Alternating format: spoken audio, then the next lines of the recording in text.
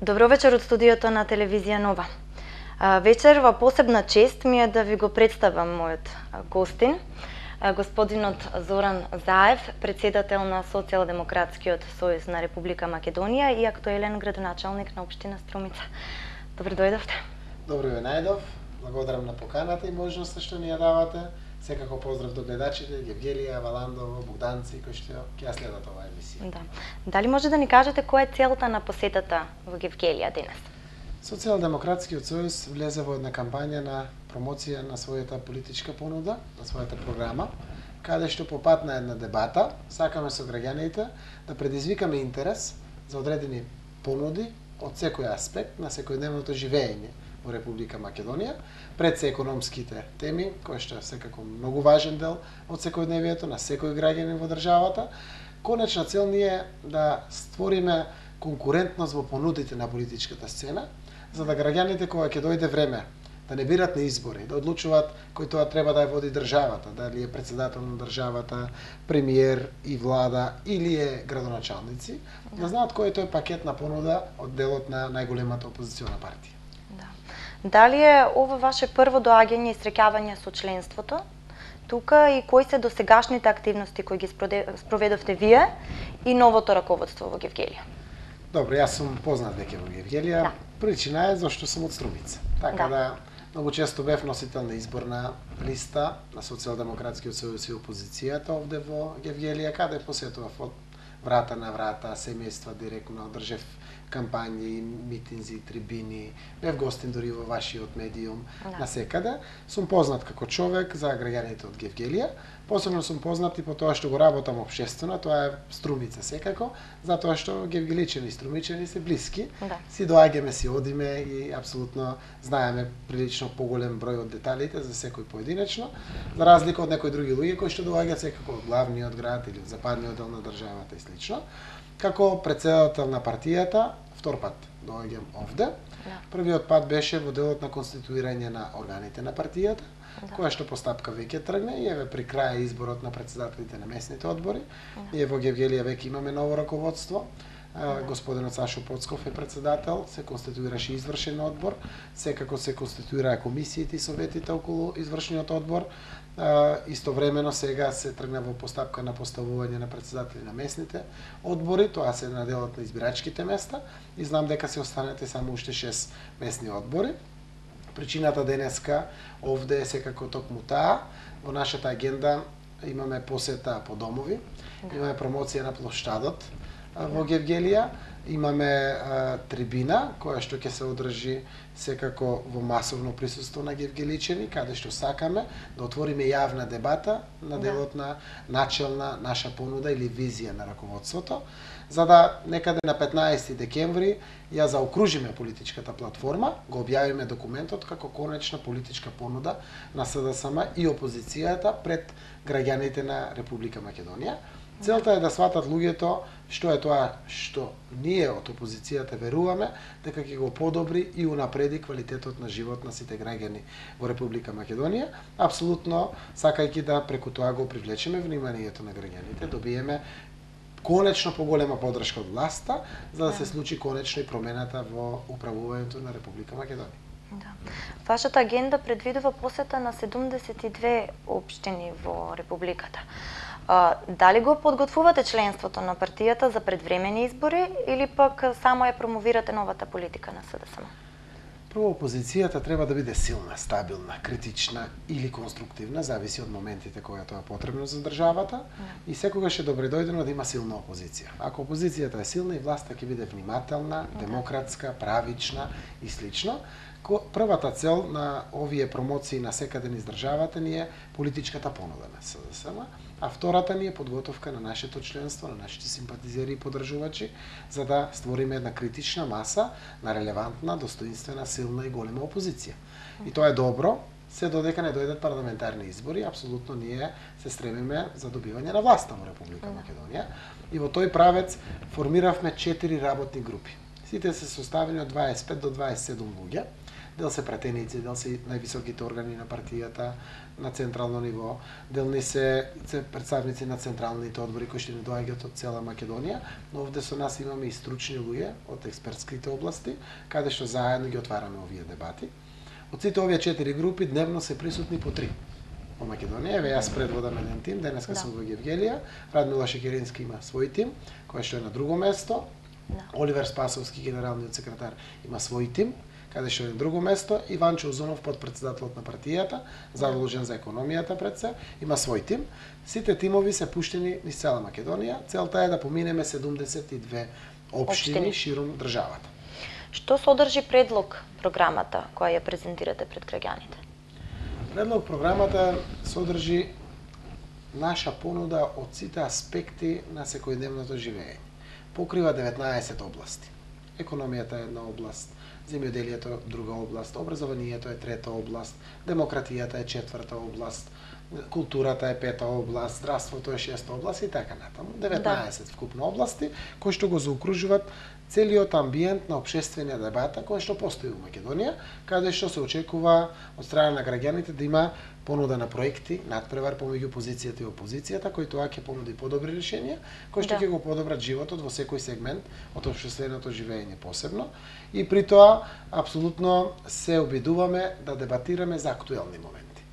Тоа што најмногу ги тангира граѓаните, тоа за што најмногу се заинтересирани граѓаните, а согласно тоа и најмногу се подготвени за дебата за овие работи. На овие дебати каде што одиме широм Македонија, многу често луѓето не потпрашуваат за деталите од нашите мерки, но многу често даваат и прекрасни сугестии, кои што од практичниот живот секојдневно се поврзани со граѓаните, така да можеме многу што да научиме од луѓето. Политичарите убаво кога знаат детали, а деталите ги знаат граѓаните кои што секој ден се поврзани со актуелните, соочуваат со актуелните проблеми. Очекуваме да и со тие предлози го надополниме она што значи начална понуда од страна на раководството на СДСМ, но истовремено сме подготвени да повлечеме одредена мерка. Например, во дебата ние имаме мерки кои што не се баш добри за граѓаните, а сепак се важни за државата. И честно е тие да ги представиме пред граѓаните. Во таквите дебати отвараме прилично сензибилни теми, каде што на крајот можно е граѓаните за одредени наши предлози да не убедат дека тоа не е баш во моментот потребно, треба да биде повлечено или пак модифицирано во иднина. Предвидувате нови 4 мерки за враќање на средната класа. Правечен данок на доход, ослободување од плаќање данок, развоен данок. Може ли нешто повеќе да ни кажете за тие? Овие се 4 мерки од даночната политика и силно влијаат врз враќање на средната класа, но се само дел од мерките кои што имаат конечна цел да ја повратиме средната класа, да создадеме фер и демократско општество за сите. Значи праведно општество во кое што можеме да видиме дека државата е мајка за сите, дека сите имаат фер шанса да зграбат од националното богатство и доход рамноправно и при тоа со редистрибутивните функции на буџетот може во многу да се избалансират состојбите во државата. Јас велам вака, 22 години во Македонија, големите патриоти македонци, големите патриоти албанци се трудеа постојано да го направат тој етнички баланс. Права доволно дали има за сите, се подзаборави на социјалните слоеви во општеството. После 22 години добивме 2-3% класа на граѓани кои што се многу богати, 3-4 до 5% се среден слој и преку 92% се сиромашни граѓани. И тоа не е фер и праведно општество, тоа не е добро општество. Дојде момент кога мора да се каже стоп. Дојдовме до црвената линија и сега мораме да конструираме политики и програми кои што пополека ќе ги вратат парите назад кон граѓаните. По секој основ. Токму дел од овие мерки пред се во даночната политика, кои што ги прашавте, имаат таква улога. 130 милиони евра сакаме годишно да вратиме назад кон граѓаните преку мерката повраток на ДДВ до секој граѓанин или секој потрошувач. Сите знаеме дека трошиме пари за плаќање на сметките на кои што има ДДВ. Струја, вода, телефони, на секоја сметка има ДДВ. Кога купуваме прехранбени намирници од дуќан, има ДДВ на сметката фискална. Кога одиме да купиме нешто за дома, дали е тоа хемиски средства за чистење, дали е фрижидер нов, шпорет нов, болер нов или било што, ви дават сметка, има ДДВ. Кога ќе одите во некој угостителски објект, ќе пиете едно кафе, еден сок, едно пиво и тука ви дават сметка, има ДДВ. Па сакате на детето да купите нешто за облекување, дали се кондури, дали е облека, дали е нешто за училиште, дали е велосипед или слично, плаќате, ви дават сметка, секаде има да дава. Да. Така да ако потрошите 10.000 денари, плюс имате 1.800 денари да дава. Тоа се 18%. Да. Ние велиме тие 1.800 денари, 15% да се вратат назад кон граѓаните. Тоа возможува просечно секое семејство да враќа од 15 до 30.000 денари годишно. И тоа се добредојдени пари за секое семејство. Доволно да се покрие грејна сезона, да се оди на годишен одмор, да се обезбедат квалитетни средства за студирање на децата, да се платат некои за останати сметки и слично. Тоа е плюс приход кон граѓаните кој што ќе го зајакне нивниот финансиски капацитет. Да. Мерката е спроведлива од проста причина што до денеска, еве, од 2001 година данокот на додадена вредност е на сила. Официјално според Министерството за финансии 35% данокот на додадена вредност се крие, не се плаќа. Има даночна евазија. Кога граѓаните ќе знаат дека враќаат ДДВ, секој ќе бара фискални сметки. Тие стануваат инспектори. Повеќе нема потреба од затварање на фирмите, од малтретирање од инспекцијски служби и слично. И оној страф кој што постои кај малите стопанственици, докенџиите, пазарџиите, што имат тезги во пазарите и слично, или средните и фабриките па дури, повеќе нема потреба зашто се плашат од инспекција, и секој граѓанин ќе биде инспектор. Зошто? Заради тоа што во дуќанот, каде што сакаме да купиме производи, ако не ни дадат фискална сметка, нема повеќе да купувам. Ќе барам од другиот дуќан. Зошто? Заради тоа што ќе вратам дел од парите. Тоа ќе откорене сивата или црната економија која што постои. Значи сите ќе мора да плаќат ДДВ, а сите мора да дават фискални сметки со ДДВ. Ако на малопродажбата се продава исклучиво со документи, со фискални сметки, дури и трговецот на големо или производителот ќе не може да пушта роба на црно. Да се случи 70% со фактура, 30% на црно. Тогаш ќе има само со документи, со фактура. Ќе нема дури газдите на фирмите пари црни да ги плаќат работниците на црно. Тогаш ќе мора сите да ги пријават работниците, со да им тече здравство, пензиско. Има мултиплицирачки ефекти оваа мерка, но самиот поим 130 милиони евра годишно да се вратат назад кон граѓаните е голема работа која што ќе придонесе многу врз финансиското стабилност или спокојство на сите семејства. Луѓето ги трошат тие пари. Еве сега во моментот владата да донесе некоја одлука да пушти 30 милиони. Кон граѓаните веднаш ќе се почувствува насекаде, а не 130 милиони евра. Во тој случај мислиме дека како мерка е многу значајна и ќе помогне. Другата мерка е правичниот данок. Денеска сите плаќаат 10% персонален данок на приход. Без разлика дали зимате 100.000 денари плата или 10.000 денари плата, и овој и оној плаќаат по 10% персонален данок. Ние мислиме дека тоа не е фер, не е правично.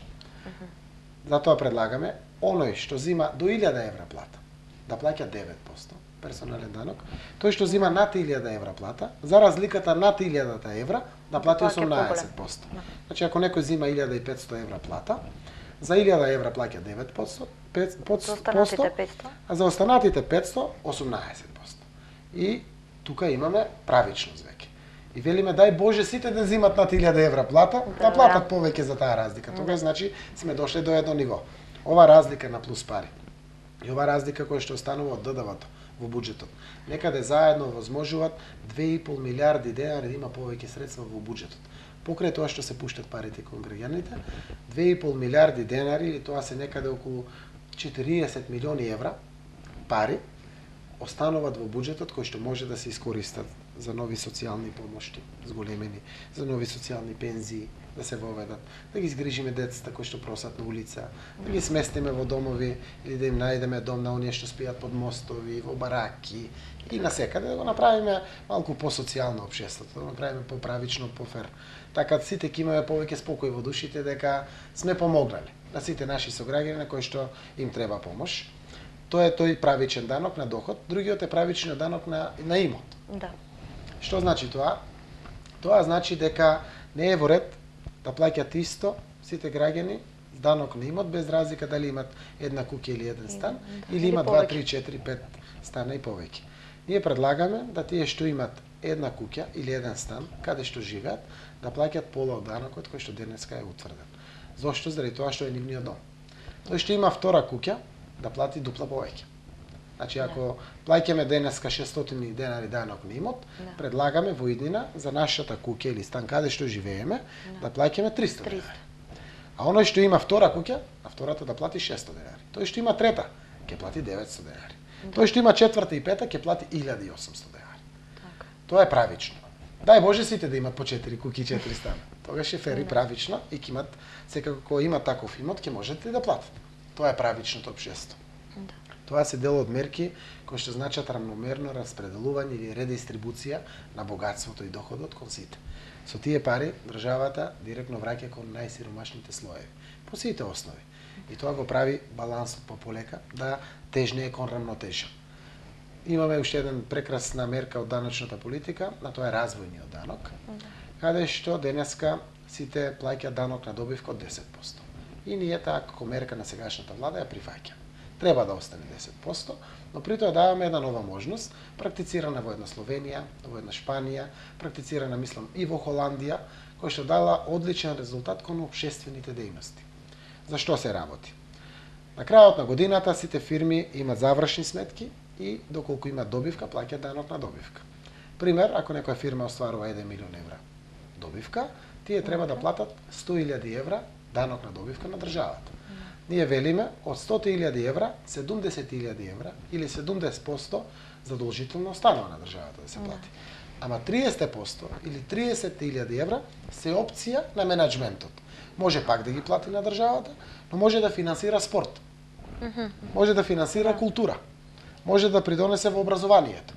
Пример, сака да продуцира нова генерации на текстилни работници или на агрономи во земјоделието, да го помогне и стимулира образованието или научната дејност. Сите знаеме дека тоа е поврзано со сите нас. Ако не спортувам јас, моето дете спортува. Ако не одат децата на театар, јас одам на театар. Сакам да конзумирам култура. Во образованието па сите сме поврзани. Или сме ученици, студенти, или нашите деца се, или нашите внуци се, сите сме на некој начин поврзани, тоа ќе придонесе многу во квалитетот, а не значи многу од буџетот на државата. Напротив, словенскиот модел покажал дека ако собирале 150 милиони евра од данок на добивка пред оваа мерка, после воведувањето на оваа мерка, пораснал и приходот во буџетот на Словенија. Зошто? Заради тоа што фирмите повеќе немат основ зошто да ја штелуваат добивката. Добиваат бесплатен маркетинг, таму кај што финансират, се продуцирани да го покажат целиот тој дел, за да можат повеќе да пуштат на спорт, на култура, на образование или наука, а при тоа во буџетот не го загрозуват буџетскиот дел. Се практични мерки кои што дале ефект на вин-вин ситуација. Сите се во добивка.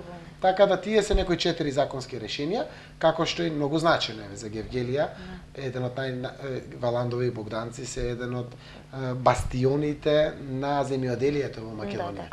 И треба да знаат дека една од значајните даночни мерки кај нас е дека во иднина, доколку СДСМ дојде на власт, земјоделците нема да плаќаат персонален данок на доход. Тоа се многу малку пари за буџетот, но се многу драгоцени за земјоделците, во делот на тоа да останат повеќе пари кај нив, како заработка. Знаете дека, гради народ добива просек за 10 декари земја или 1 хектар обработлива земја, некој можеби 40.000 денари субвенција од земјоделието. Но на крајот му зима државата 55.000 денари персонален данок на доход. И тоа не е добро. Ние мислиме дека ако овие пари ги оставиме кај земјоделците и повеќе немаат врска да го плаќаат овој персонален данок, и цената на храната може да падне, и тоа е квалитетно за сите граѓани, не само за земјоделците, а при тоа станува поконкурентна и пред странските конкурентни производи и за странските пазари. Тоа е важна мерка во која што мислиме дека можеме да поттикнеме да останат младите на нивите и да работат некаде, плюс да ги обработуваат нивите како дополнителен доход за своето семејство, да го искористиме оној природен ресурс кој што постои во државата. Да, имаме цел пакет на земјоделски мерки, претпоставувам ќе има интереси за нив да зборуваме подетално. Власта обвинува дека програмата е неостварлива и популистичка. Сметате ли дека Македонија има доволен капацитет да ја врати средната класа? Да се изнајде некоја алтернатива на владината политика? Јас сум недвојбено, недвосмислено убеден дека во Македонија може многу подобро и пострекно да се живее. Може не да бидеме Швајцарија на Балканот, но секако многу подобро тоа денеска што го има. Поднебието не е такво, географската поставеност не е таква. Имаме доволни ресурси како земја да живееме поспокојно, пострекно, подобро. И сега велите вака, нели, тоа е веќе познато во јавноста. Замислете, владата на Груевски вели дека опозицијата е популистичка. И тоа е толку една чудна работа во ова наша земја. Зошто? Заради тоа што оваа влада е дефинирана како најпопулистичка влада на светот и премиерот Груевски.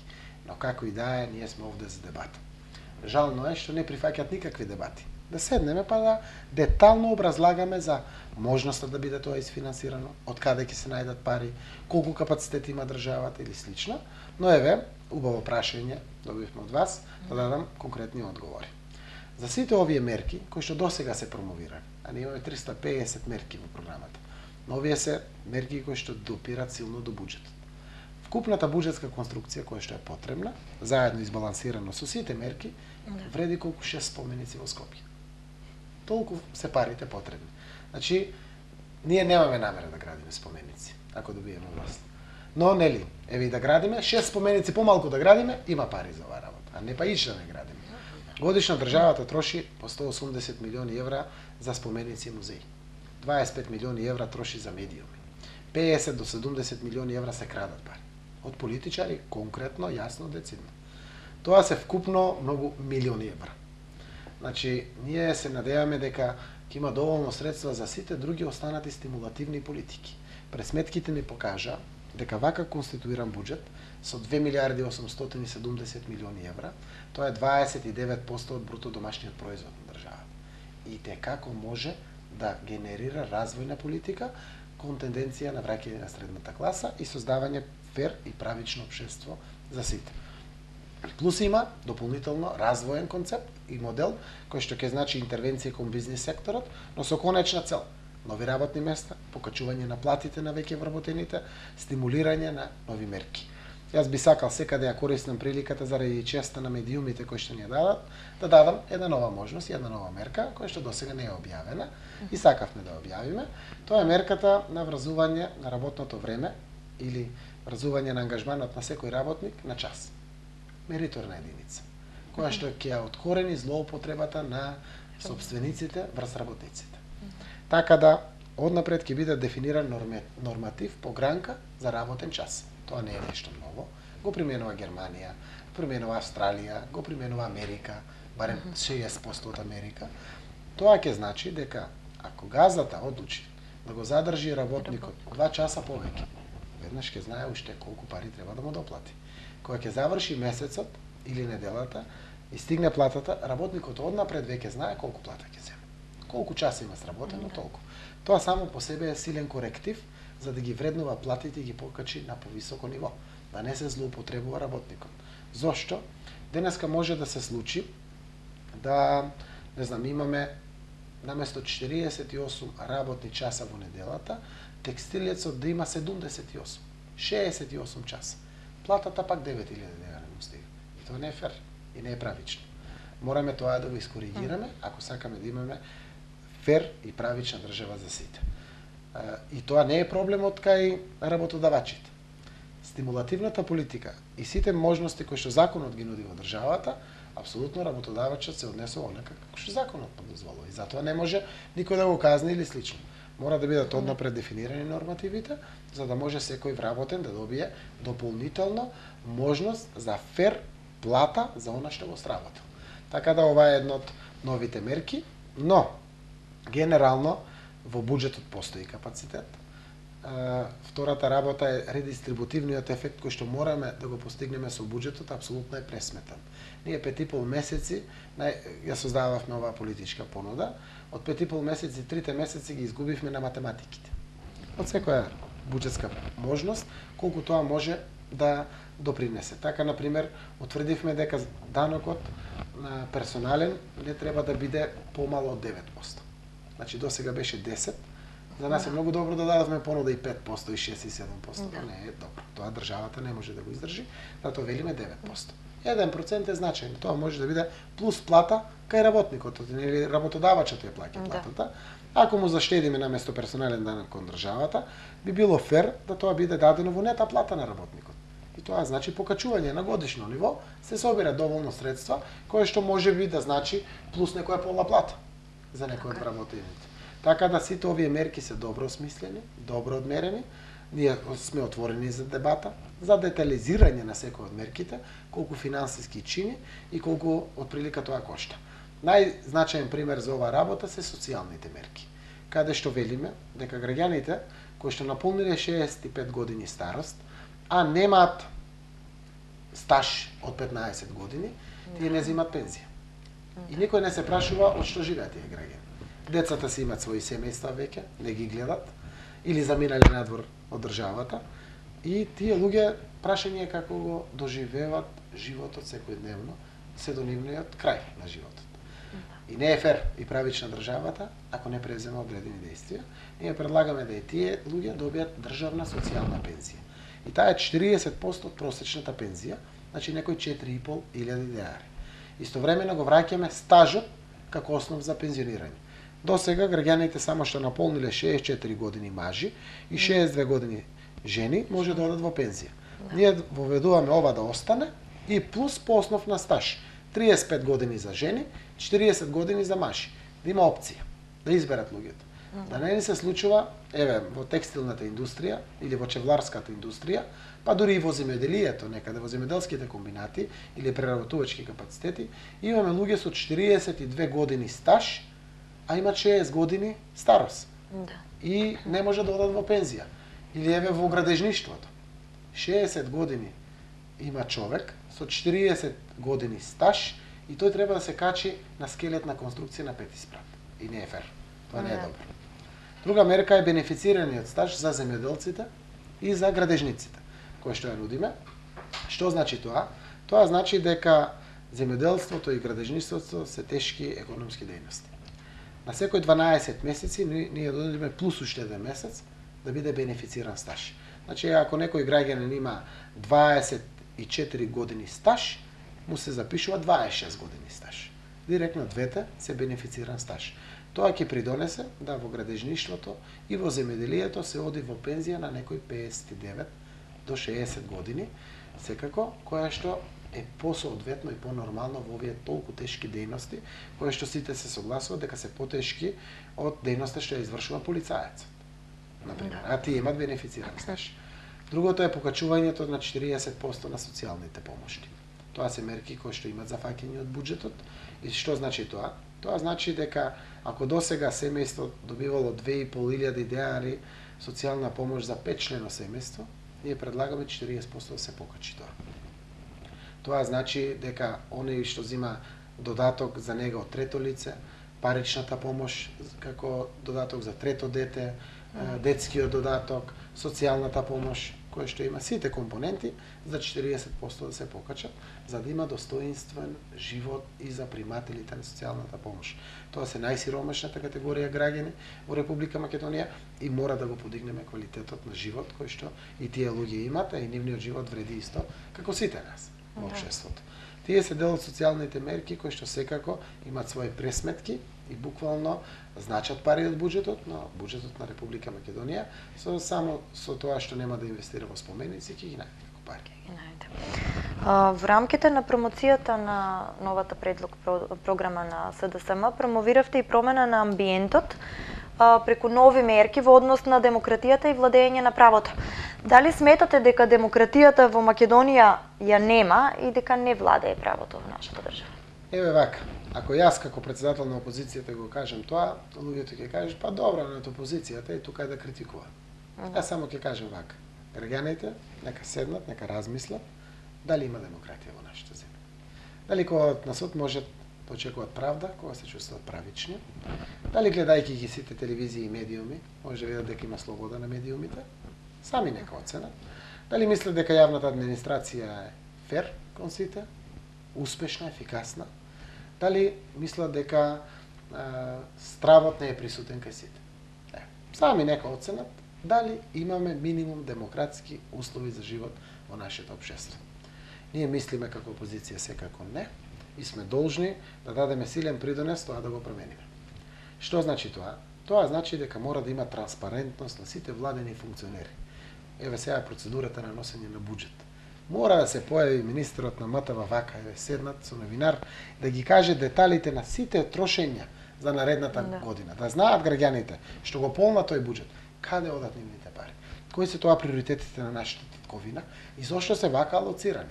Па може би некој ќе појасни, сугерира уште позначаен приоритет, па зошто да не се вгради овде, кој што допира до многу граѓани, важно е за цели области, може за цела земја или слично. Транспарентноста мора да има.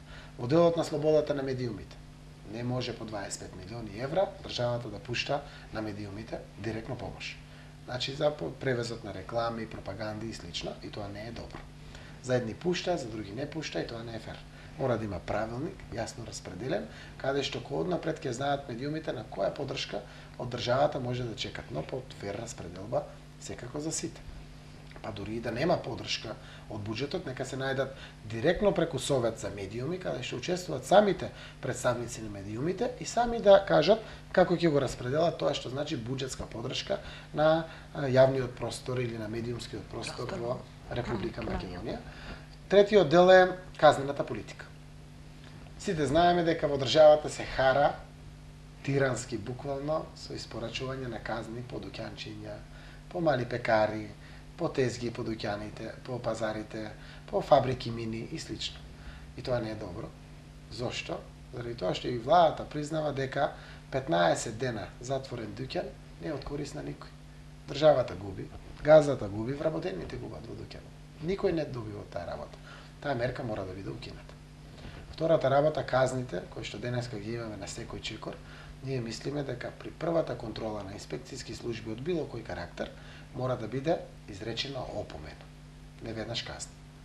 Зошто? Заради тоа што инспекторите во државата по устав ја имаат превентивната улога во општеството, да укажат на пропусти, на слабости и слично, доколку вториот пат се повтори истата работа, грешка во работењето, тогаш треба да има казна.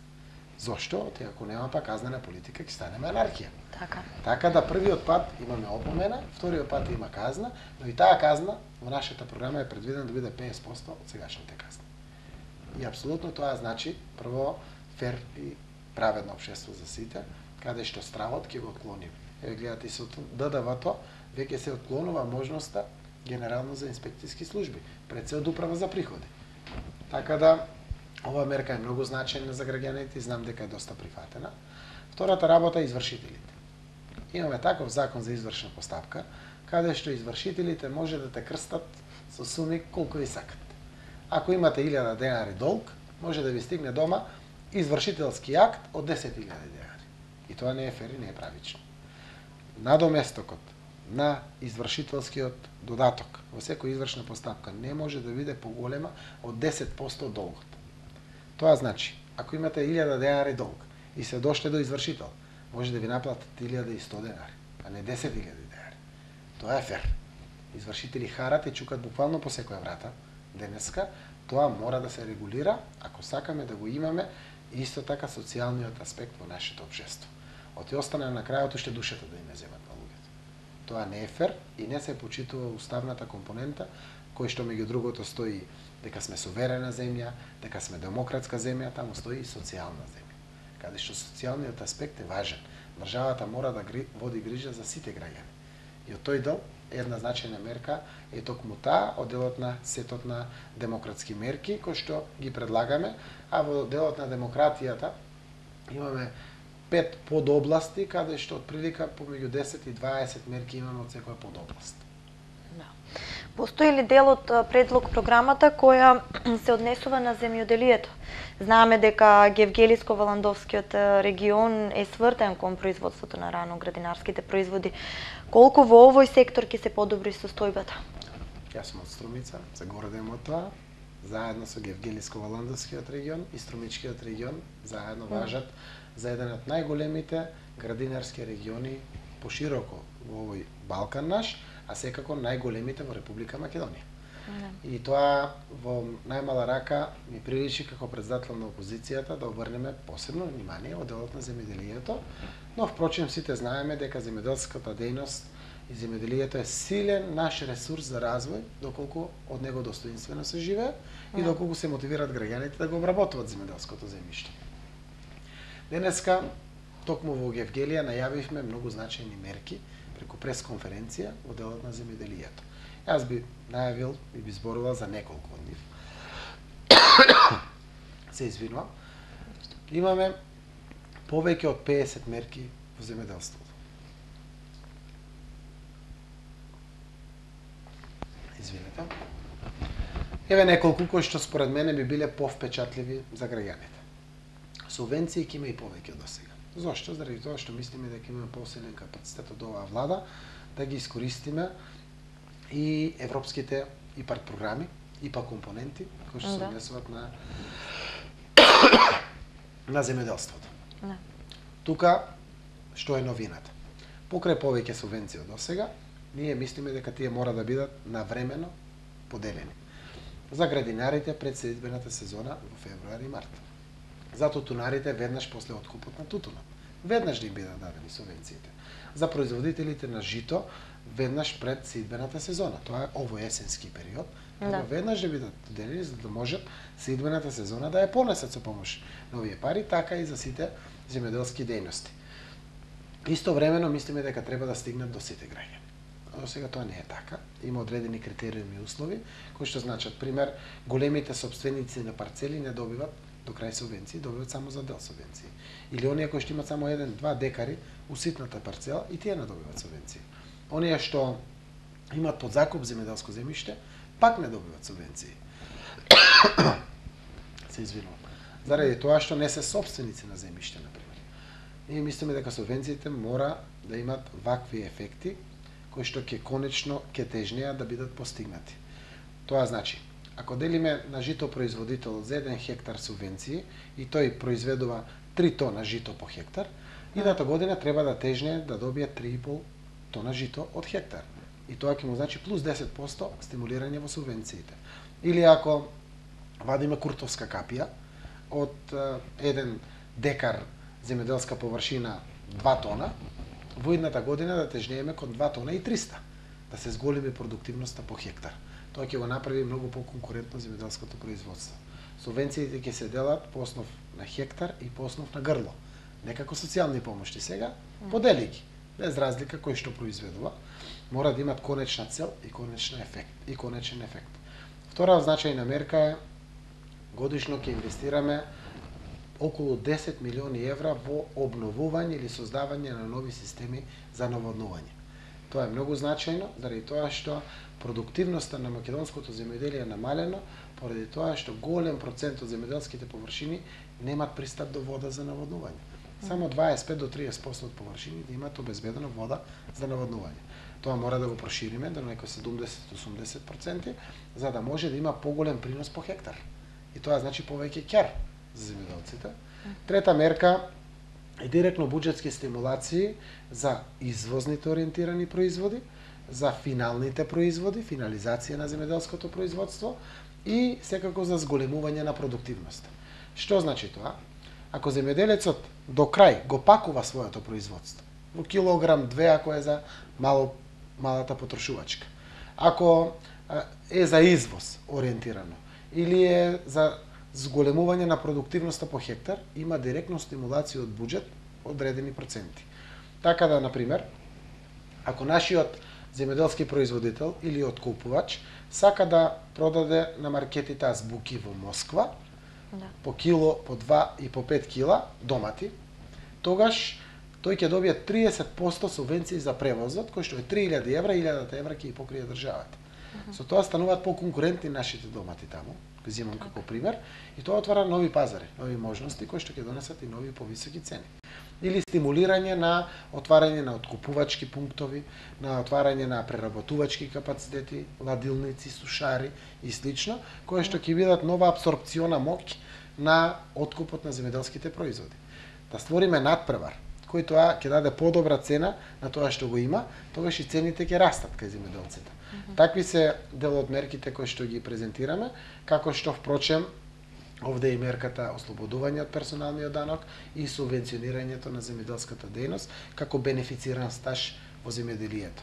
Еве 5 мерки кои што денеска ги објавивме овде во Гевгелија и мислам дека и како ќе бидат заинтересирани земјоделците и во нив ќе видат на вистина можност како честно да се живее од земјоделието, достоинствено да се заработува, да останат многу повеќе пари отколку сега, а субвенциите да продолжат и да бидат добредојдена поддршка и помош за секој.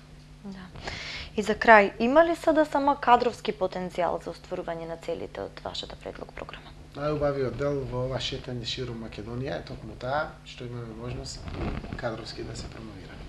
Еве јас сум тој што сум, ме знаат граѓаните, потекнувам од Муртино, од земјоделско семејство, работел земјоделие, работев во деловниот сектор, водев комерција на 820 вработени во фирмите, општествено сум активен, еве 9-та година сум градоначелник, 1,5 година бев пратеник, ги знам сите општествени финансиски текови и го имам својот капацитет, кој што насушно верува дека оваа наша татковина има силен капацитет за да го подобри животот на сите граѓани. Со мене се првите луѓе од СДСМ.